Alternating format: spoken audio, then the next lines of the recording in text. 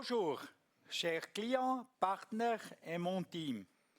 Nous vous souhaitons la bienvenue au webinaire EM Industrie de la société Schneider Electric sur le thème « Solution du question des moteurs pour la prochaine génération des processus industriels ».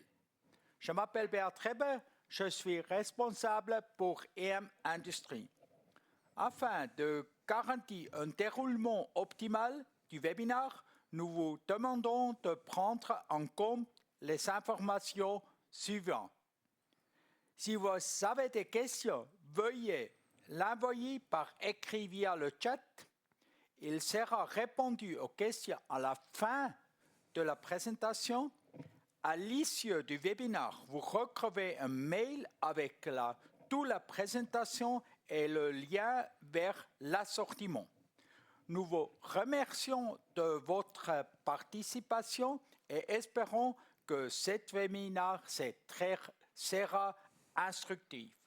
Nous accueillons maintenant l'orateur de Schneider Electric, Monsieur Julien Lehmann. Salut Julien. Salut Beat. S'il vous plaît, prenez le stage. Merci. À bientôt. Bienvenue à tous pour ce webinaire en français sur la gestion moteur pour la prochaine génération de process industriels. Je suis très content, comme d'habitude, d'être là chez EM pour discuter solutions avec vous, clients et partenaires en Suisse et en Suisse romande. Je m'appelle Julien Lehmann, ça fait bientôt 10 ans que je travaille maintenant chez Schneider Electric. Je suis responsable de l'équipe avant-vente pour toute la Suisse au niveau industrie et automation. Et je propose qu'on démarre directement avec la présentation. Donc aujourd'hui, on va parler de gestion moteur pour la prochaine génération de processus industriels. On va continuer à fêter les 100 ans du premier contacteur Schneider Electric qui a été développé en 1924. Donc le premier contacteur à barreaux qui a été inventé. Schneider est depuis devenu aussi un leader mondial de produits et de solutions de contrôle industriel depuis. Vous allez voir que l'évolution technologique aujourd'hui elle a permis d'améliorer ces contacteurs, d'avoir des nouvelles fonctionnalités et c'est sur ce quoi on va aujourd'hui faire le focus, donc plus particulièrement sur toute la gamme de produits que vous avez ici.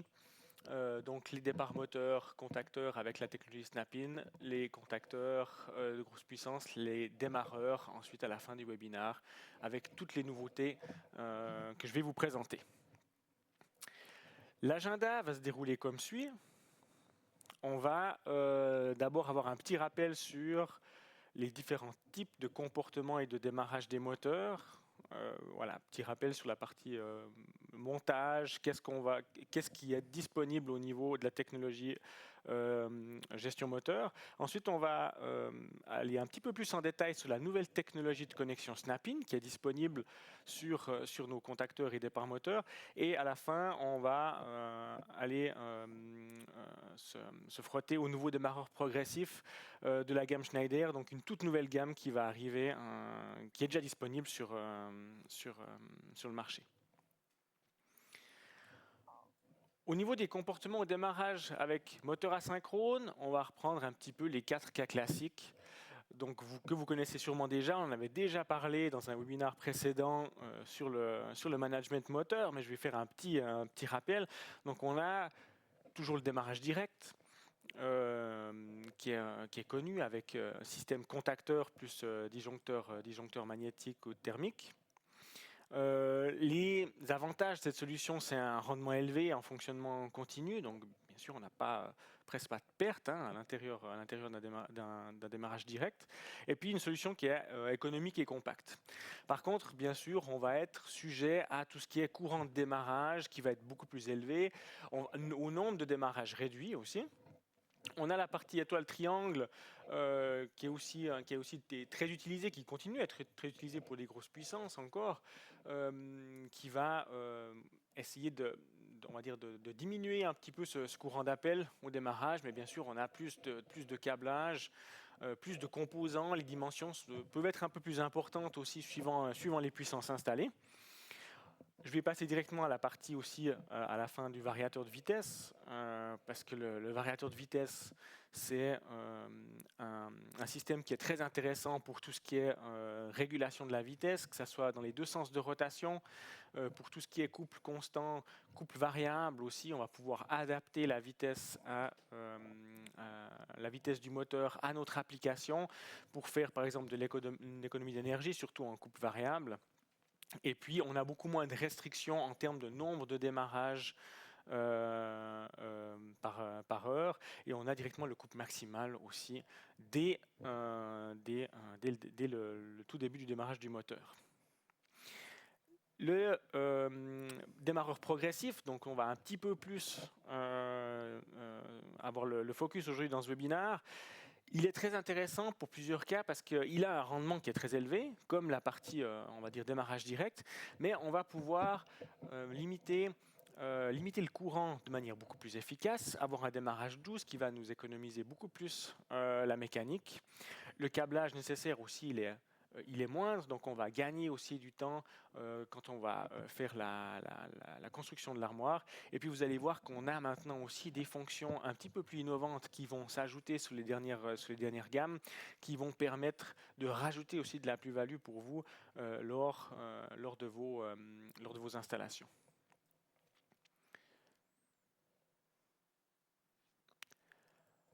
On va maintenant aller un petit peu plus en détail sur la nouvelle technologie de connexion Snap-in.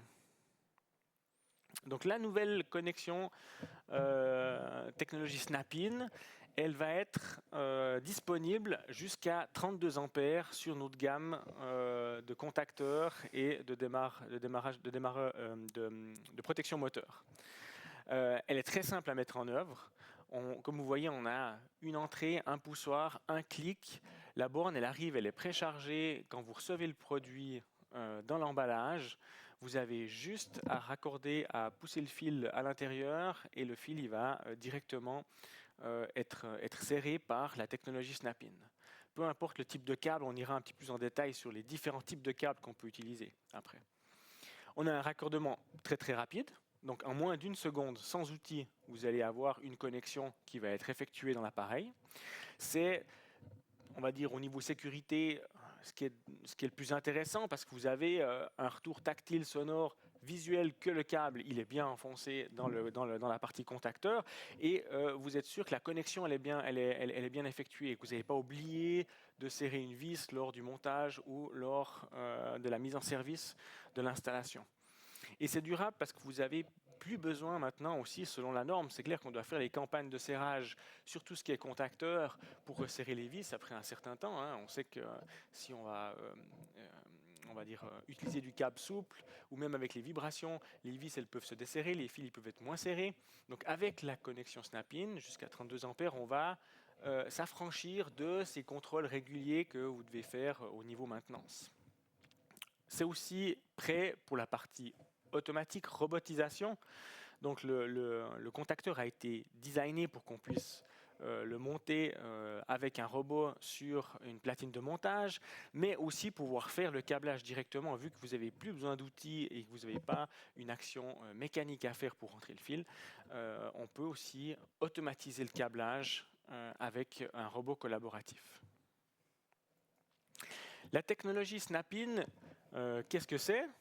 Donc c'est une technologie qui nous vient de Weidmuller. Donc nous, ce qu'on a fait, c'est qu'on a repris cette technologie qui est déjà particulièrement bien éprouvée sur les bornes et on l'a intégrée en partenariat avec Weidmuller sur nos départs moteurs. Donc vous allez les trouver sur les départs moteurs de type GV, donc protection magnétique, protection thermique. Vous allez les trouver sur les contacteurs de puissance. Et vous allez aussi les trouver sur les contacts auxiliaires.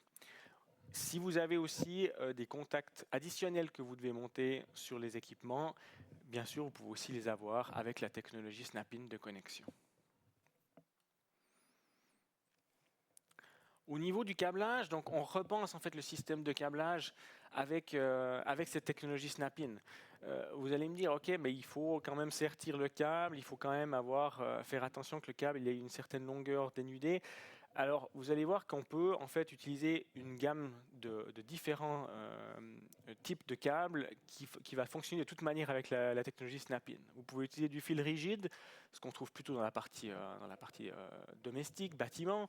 Vous allez pouvoir utiliser du fil flexible, du fil flexible serti, que ce soit avec un sertissage manuel ou un sertissage par ultrasons. Donc voilà, on a la possibilité de choisir, et vous n'avez pas besoin de forcément changer en fait vos habitudes pour utiliser la technologie Snap-in. Vous allez avoir un gain de temps qui est énorme, avec jusqu'à 96% plus rapide que pour les technologies traditionnelles. Il n'y a plus besoin de visser chaque connexion. Imaginez que vous avez les câbles qui sont déjà préfabriqués. Le monteur, sur la table de montage, il va vraiment économiser un temps précieux sur la fabrication de l'armoire électrique. On a toujours, comme dit avant, pas besoin d'entretien aussi par la suite, parce que le desserrage, il n'y a pas de desserrage en fait sur le connecteur, donc il n'y a pas besoin de faire des campagnes de serrage. Et puis l'électricien, quand il va faire la partie connexion, il va ressentir lui directement, avoir un retour visuel déjà, parce qu'il y a le témoin visuel qui va ressortir que le câble est bien enfoncé, qu'il est bien serré. Il va avoir un retour haptique, donc directement que clac, la connexion elle a été faite. Donc c'était très intuitif et très facile à mettre en œuvre. Vous trouverez sous les slides que vous allez recevoir après un lien vers une vidéo où vous allez pouvoir aller un peu plus en détail sur la technologie Snap-in si vous avez besoin de plus d'informations.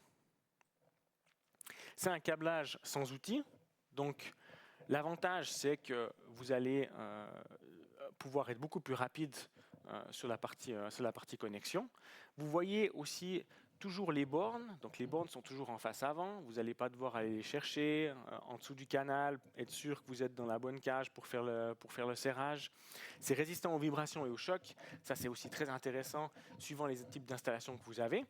Et puis vous pouvez utiliser un système d'assemblage automatique avec un robot collaboratif par exemple. Donc typiquement avec par exemple un Lexium Cobot, dont vous voyez une photo ici, un des robots collaboratifs Schneider Electric, dont on a fait un webinaire également chez Electromatériel il y a quelques mois. Vous allez pouvoir utiliser ce type de robot qui a une charge utile de 3 à 18 kg, plusieurs portées différentes, pour par exemple automatiser votre production de tableaux électriques.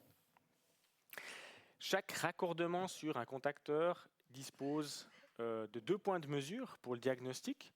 Donc vous pouvez venir avec le multimètre, venir mesurer directement sur le point de mesure si effectivement vous avez de la tension sur votre connecteur. Donc ça va être un peu plus facile aussi au niveau de la mesure. Vous n'avez pas besoin d'essayer de mettre le multimètre à l'intérieur de la cage depuis le canal à câble. Donc là aussi, beaucoup plus pratique. Donc plus efficace pour la mise en service et pour la maintenance et l'entretien. Si on va un peu plus en détail sur le disjoncteur moteur, donc ici on va parler du GV2. Le GV2 il se décline en plusieurs références que vous allez pouvoir avoir, donc soit avec protection magnétique et thermique comme le GV2M, soit avec protection juste magnétique pour le GV2L. Vous avez plusieurs plages de courant à disposition. Donc de 0,1 A jusqu'à 32 A avec la technologie Snap-in. Et vous allez aussi avoir plusieurs sections de câbles que vous allez pouvoir utiliser pour câbler en fait le départ moteur. Donc on commence avec une section à 0,5 mm², on peut aller jusqu'à 4 mm² avec du fil souple sans embout.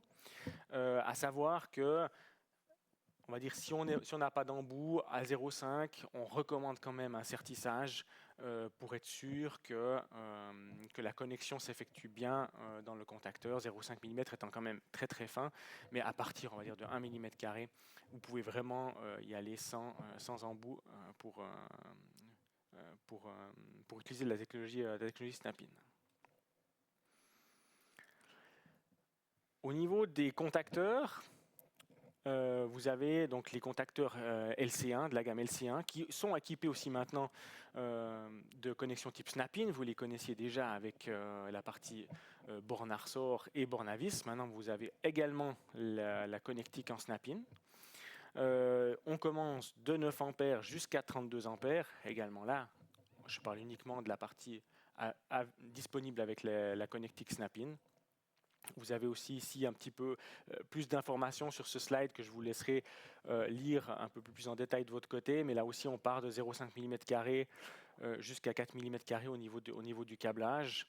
On a des contacts additionnels qu'on va pouvoir rajouter en face avant du contacteur, donc soit 2 pôles ou 4 pôles, avec des contacts de fermeture ou ouverture selon les besoins.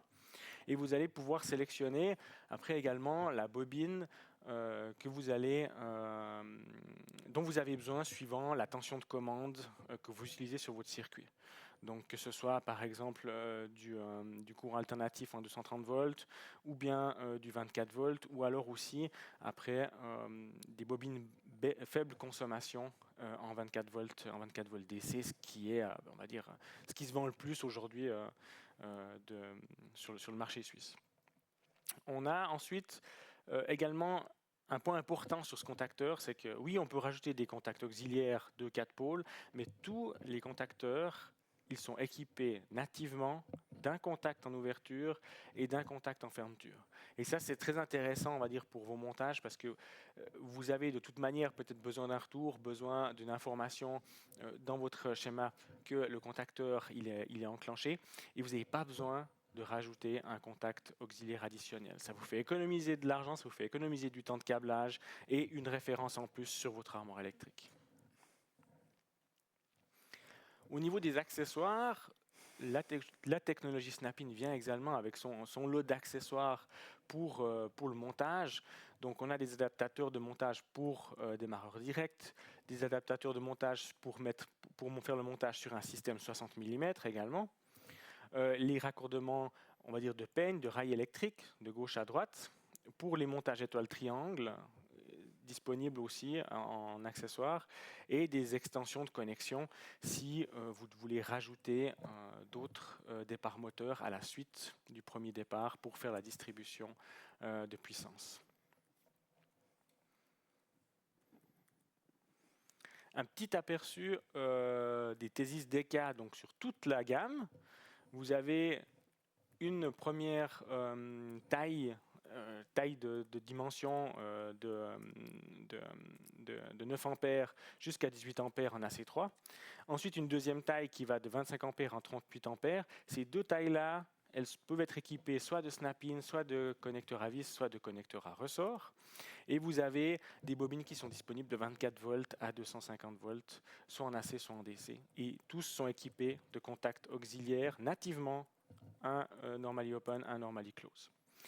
Pour les contacteurs de gamme un peu plus grande, là on a le système Everlink. Donc le système Everlink, c'est une cage qui va être précontraint par une ressort pour serrer le fil.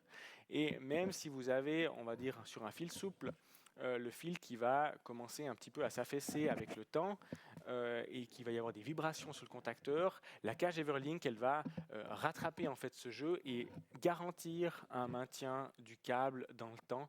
Donc là aussi, on va dire que les campagnes de prévention, elles peuvent être beaucoup plus espacées. La cage Everlink, c'est donc une patente Schneider Electric. Je vous invite à aller voir un petit peu plus en détail si ça vous intéresse sur les gammes de plus grosse puissance. Vous avez ici typiquement un LC1 des 115, donc les nouvelles gammes jusqu'à 150 ampères équipées du système Everlink.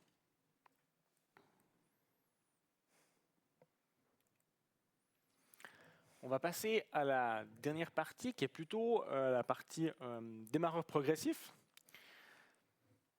Donc les démarreurs progressifs, on va parler de ces deux équipements-là, l'ATS 130, l'ATS 430 et l'ATS 490. Donc toute nouvelle gamme chez Schneider Electric, on remplace ce qu'on a connu jusqu'à maintenant. L'ATS 01 reste, on va dire, de 3 ampères à 32 ampères, mais on a maintenant l'ATS 130 qui va étendre en fait la plage de l'ATS 01 jusqu'à 105 ampères. donc environ 55 kW. Très intéressant parce que c'est un appareil qui va être très intéressant pour des applications basiques de pompage, ventilation, où on va chercher quelque chose de rapide à mettre en œuvre et d'efficace. On a un contrôle sur 2 phases avec bypass intégré et on va venir régler sur la face avant les différents temps d'enclenchement, courant de démarrage et tension de démarrage. On a les bornes Everlink aussi jusqu'à 110 A qui équipent directement les ATS 130. Nouveau cette année aussi dans la gamme des démarreurs, on a l'ATS 430, donc de 17 A jusqu'à 590 A, avec les classes de déclenchement 10E, 20E. Contrôle sur 2 phases aussi avec bypass intégré. Il est très intéressant parce qu'on va pouvoir avoir aussi un peu plus de fonctions à l'intérieur, comme une partie monitoring, on va pouvoir aller venir surveiller l'énergie consommée, la qualité du réseau. Borne Everlink jusqu'à 110 A. Et puis, on va pouvoir le connecter au logiciel de mise en service SoMove pour directement faire la mise en service depuis le software, enregistrer les paramètres sur l'ordinateur. On peut aussi le faire, bien sûr, depuis l'écran intégré de l'appareil. Et puis, en fin de gamme, vraiment, on va dire le haut de gamme de la partie démarreur, c'est l'ATS 490, 17 A à 1200 A, aussi toutes les classes de déclenchement. Là, on a un contrôle 3 phases, aussi avec bypass intégré. On a aussi plus de fonctions d'application, puissance, mesure de la puissance et puis gestion du réseau. Et on a les bornes Everlink jusqu'à 110 A. Là, on est aussi certifié Zonatex et on a un STO intégré directement au démarreur ATS 490. Donc ça, c'est aussi vraiment un plus si vous avez une gestion d'arrêt d'urgence sur votre installation. Plus besoin, on va dire, de faire un circuit séparé pour la partie arrêt d'urgence. On peut directement utiliser le STO du démarreur. On a aussi après des bus de communication intégrés en Modbus TCP, Modbus RTU, mais on peut rajouter différents bus sur le démarreur en fonction des besoins de votre installation, comme du Profinet par exemple. Les critères de sélection pour un démarreur, pour sélectionner un démarreur, on va avoir besoin de plusieurs informations. Donc, typiquement, la première, c'est quel est le type d'application qu'on va vouloir mettre en œuvre. Est-ce que c'est une pompe, un ventilateur, un convoyeur, un concasseur? Ça va nous indiquer dans quelle gamme de produits on va se trouver. Ensuite, on a la classe de déclenchement. Est-ce que ça va être pour une gestion standard, type ventilation ou pompe? Est-ce que c'est un démarrage difficile, peut-être avec plus d'inertie, comme un concasseur ou un convoyeur? On va avoir besoin de toute la plaquette moteur, qui contient le courant nominal moteur, la tension moteur, la puissance moteur sûrement également, et les consignes d'installation. Donc aussi la température ambiante, où est-ce que le démarreur va être installé. Le courant de démarrage maximal admissible par le moteur, et le nombre de démarrages et d'arrêts par heure que vous allez devoir effectuer. Ça, c'est très important pour dimensionner juste le démarreur et puis être sûr qu'on peut le faire avec un démarreur et qu'on ne va pas devoir plutôt utiliser en fait un variateur de fréquence pour assurer ce nombre de démarrages. La commande, elle va se faire via des entrées numériques sur le démarreur, ou bien aussi par un bus de terrain, donc c'est aussi possible de le faire par Modbus TCP ou par Profinet. Et on a la coordination totale selon la norme, les 3 types de coordination. Au niveau des fonctions, vous avez des fonctions spécifiques intégrées, typiquement dans par exemple l'ATS 490, où vous avez des fonctions boost, vous allez pouvoir gérer le temps de rampe, le temps de freinage. Vous avez un STO, disponible aussi en Zonatex. Vous avez un mode manuel pour 2 vitesses. Et vous avez un changement de sens de rotation également disponible. Et vous pouvez avoir 2 profils de moteur dedans. Donc vous pourriez avoir 2 moteurs commutables avec 2 profils configurables à l'intérieur du démarreur. Au niveau du contrôle de phase, vous voyez que on est en 2 phases sur l'ATS01, ATS 130, 430. Il y a le tout petit ATS01 qui est en une seule phase. Après, sur l'ATS 480, ATS 490, on est en commande 3 phases pour la partie gestion des thyristors. Ce qui est important de savoir, c'est que, aussi pour l'application, c'est qu'un démarreur, il ne va pas avoir le couple maximum au démarrage. Donc là, il faut aussi au niveau de l'application être sûr que vous n'avez pas besoin du couple maximum dès le démarrage. Typiquement, un démarreur ne peut pas être utilisé pour une application de levage. Pour une application de levage, là, vous allez devoir utiliser un variateur de fréquence pour pouvoir garantir le couple maximum au démarrage. On a plusieurs classes de déclenchement. Donc vous voyez la différence par exemple entre l'ATS 430 et l'ATS 490, les différents types d'utilisation. Donc vous voyez là on a des exemples avec pompe centrifuge, ventilation, compresseur, système de convoyage. On va voir aussi dans quelle classe de déclenchement on se trouve, si on est en 10E, en 20E. Et puis vous voyez qu'au niveau de l'ATS 430 et entre l'ATS 430 et l'ATS 490, le pourcentage du courant nominal de démarrage il est différent. Donc avec l'ATS 490, on va avoir un pourcentage du courant de démarrage qui va être moindre qu'avec l'ATS 430. Ça va dépendre aussi, l'application va dépendre aussi du temps de démarrage. Par exemple, un ventilateur, oui, ça va être un normal duty parce qu'on ne va pas démarrer avec un couple maximum, mais on va peut-être avoir un temps de démarrage qui va être plus long que sur un système de convoyage ou un compresseur. Un petit peu plus en détail sur l'ATS 130. Donc l'ATS 130, 38 ampères à 105 ampères. Vous avez besoin d'un disjoncteur moteur pour le déclenchement magnétique et thermique que vous devez mettre avant le démarreur. Ça, c'est très important. Vous devez alimenter par une source externe en 24 volts DC la partie commande. Et puis, vous devez en fait commander entre le P24 et le DI2 l'activation de marche du démarreur. Vous avez plus d'informations techniques sur le lien. Je vous invite à les regarder aussi si vous avez besoin de plus d'informations techniques. Pour le 430, le schéma de raccordement en coordination type 1, là vous avez besoin d'un disjoncteur moteur avec déclenchement magnétique seulement. Il n'y a pas besoin d'un contrôle thermique. Le démarreur progressif va faire le contrôle thermique. Et puis vous avez besoin d'un contacteur réseau qui va être commandé via la TS 430 pour garantir la coordination de type 1. À savoir que justement avec l'ATS 430, vu que vous avez deux phases en fait, qui sont pilotées, vous avez toujours une phase active sur le moteur, même quand le moteur ne tourne pas. Vous avez une alimentation sur 1 et A2 à fournir en 230 volts, et puis après vous avez le démarrage arrêt sur le 24 volts pour faire le stop run sur les bornes du démarreur progressif. Pour l'ATS 490, le schéma de raccordement en coordination de type 1 également. Donc là aussi, juste un disjoncteur moteur avec un déclenchement magnétique. Un contacteur réseau est recommandé, mais ce n'est pas obligatoire à ce moment-là. Là, on est sur 3 phases en termes de contrôle. Et puis, vous allez relier le relais. Vous pouvez relier, par exemple, le contacteur sur R1 et R2. Alimentation nouveau sur 1 et A2 en 230 volts externe, et puis le démarrage arrêt entre DI1 et le plus 24, et vous avez aussi le STO qui est disponible sur la TS 490, donc vous pouvez faire une boucle de sécurité directement sur le démarreur progressif.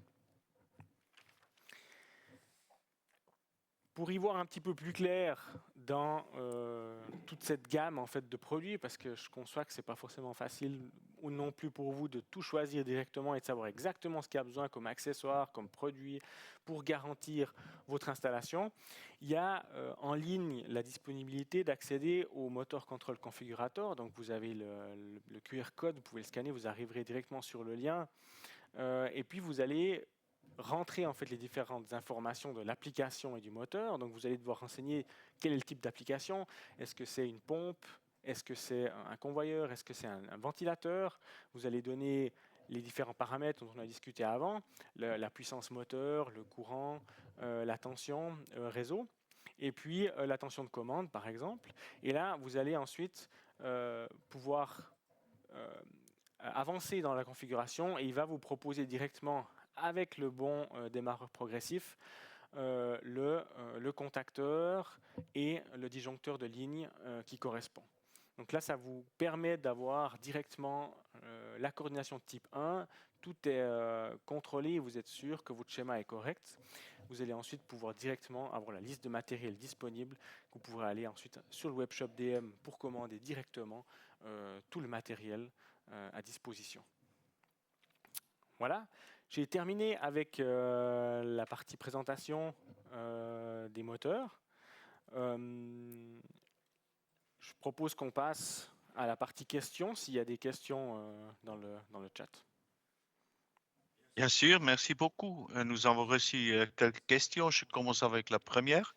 Jusqu'à quelle intensité de connecteur Snap-in est-il disponible sur le disjoncteur moteur et quels sont les principaux composants disponibles? Alors, le Snap-in est disponible jusqu'à 32 ampères. C'est disponible sur les disjoncteurs moteurs de la gamme GV2, sur les contacteurs LC1 et sur les contacteurs auxiliaires. Mais c'est bien jusqu'à 32 ampères qu'on peut avoir la connectique Snap-in.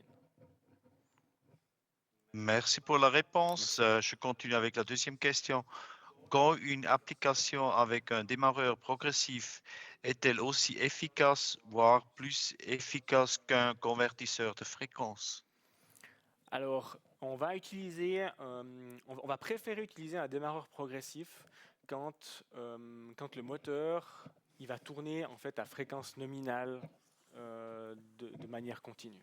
Si on doit faire varier la fréquence et qu'on doit, pour des soucis d'économie d'énergie ou pour des soucis du process, devoir changer la fréquence et pas devoir toujours être à fréquence nominale, on va prendre un variateur de vitesse. Mais si le moteur, on va dire que le 100% du temps, il tourne à fréquence nominale, on va prendre un démarreur progressif. Ça va nous permettre d'économiser sur la mécanique et de réduire aussi le courant d'appel du moteur. Merci. Merci pour la réponse. La finale question pour le moment, c'est quelles innovations ont été apportées au disjoncteur Thesis DECA en termes de dimension et comment? Alors, pour les Thesis DECA, on a deux tailles. Donc la première qui va de 9 à 18 et la deuxième qui va de 25 à 35. Et ces deux tailles, elles sont équipées de la connexion Snap-in actuellement. Et puis pour les tailles supérieures, on a optimisé en fait la dimension du produit de 22%. Et elles sont équipées bien sûr comme on l'a vu avant, de bornes Everlink, donc pour garantir aussi une connexion optimale du fil. Merci. Merci, ça, ce sont toutes les questions qui sont arrivées jusqu'au moment. Si nous avons des autres questions, je te envoie un email pour la réponse. Merci beaucoup et je retourne à toi et à Beat Reber. Merci. Merci Julien. Merci Bert. Super présentation, merci beaucoup. Avec les contacteurs, avec le nouveau gamme Snap-in, ça c'est wow, cool. Exactement. Innovation, technologie de demain. On oublie les vis, on passe sur le Snap-in. Okay. Encore une fois, et maintenant avec mon microphone. Merci beaucoup Julien. Merci Bert. Super contacteur avec le Snap-in. C'est tout bon? OK. Encore une fois, tu as déjà dit, c'est super technology. C'est ça? Voilà. Il faut évoluer, on passe à la nouvelle génération, que ce soit sur le Snap-in sur les contacteurs ou sur les nouveaux démarreurs. Il y a de quoi s'amuser maintenant avec des nouveautés. OK. Nous vous remercions de votre participation et vous souhaitons une bonne journée et pour tout le monde un bon fin cette année et un bon Noël pour tout le monde. À bientôt. Merci, à bientôt.